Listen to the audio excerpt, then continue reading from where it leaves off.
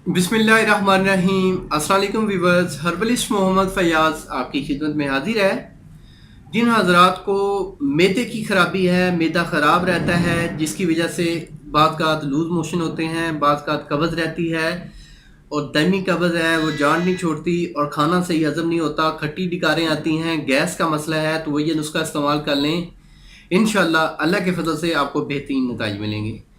आपने करना क्या है, सिर्फ 3 चीज़ें दरकार हैं, आपको दरकार होंगी, वो तीनों चीज़ें आपके किचन में मौजूद। मेरी पूरी कोशिश होती है कि आपको आसान से आसान चीज़ें बताऊं, ताकि आपको किसी भी परेशानी का सामना ना करना पड़े और आपके ये तीनों चीज़ें आपके किचन में मौजूद हैं।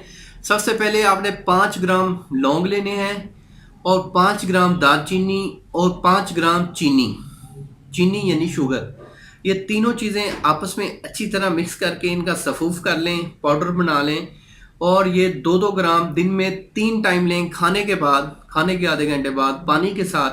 तो इंशाल्लाह ये नुस्खा अगर आप सिर्फ 2 हफ्ते इस्तेमाल कर लेंगे तो आपको खट्टी डिकारें, कब्ज़, गैस, खराबी मैदा और किसी भी किस्म का मैदे में तकलीफ़ है, मतलब आपके हाजमे के हवाले से, तो इंशाल्लाह इस नुस्खे के इस्तेमाल से आपको हाजमे का मसला नहीं रहेगा, कब्ज़ गैस नहीं रहेगी, खट्टी डिकारें नहीं आएंगी और इंशाल्लाह इंशाल्लाह इसके साथ साथ आपकी सुस्ती काली भी दूर होगी। तो उम्मीद करता हूँ मेरी इस वीडियो को आप लोगों ने पसंद किया होगा।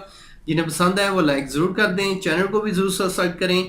हकीम फैयाज़ आपसे इजाज़त चाहता है। अल्लाह आपका हामी नासिर हो। अल्लाह हाफिज़।